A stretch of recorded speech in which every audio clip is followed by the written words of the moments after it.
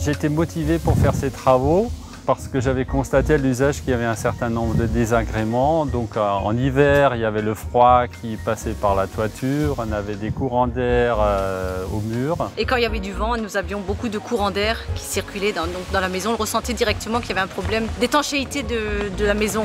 En été, nous ressentions une chaleur trop forte dans les rampants puisque nous avons les chambres sous toit.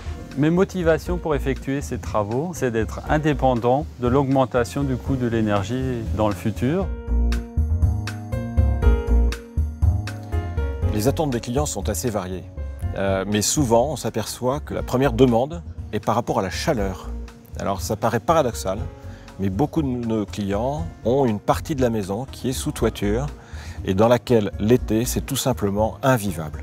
C'est même plus une question d'inconfort, c'est une question d'impossibilité de dormir. Et donc, leur besoin de rénovation énergétique, avant tout, c'est de récupérer ces mètres carrés de façon à pouvoir les habiter en confort. En général, en deuxième motivation, on va trouver une approche patrimoniale.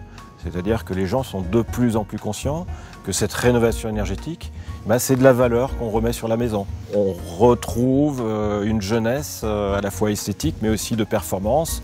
Et si un jour on vend, si un jour on transmet à ses enfants, cette valeur elle est là. Et la troisième motivation, mais ce n'est que la troisième, c'est de faire une économie sur le chauffage. La problématique du confort fait vraiment partie de la problématique énergétique.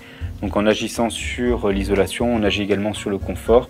Et les retours d'expérience que j'ai aujourd'hui m'amènent à dire qu'on a autant de satisfaction à gagner de confort que de réduire sa facture énergétique.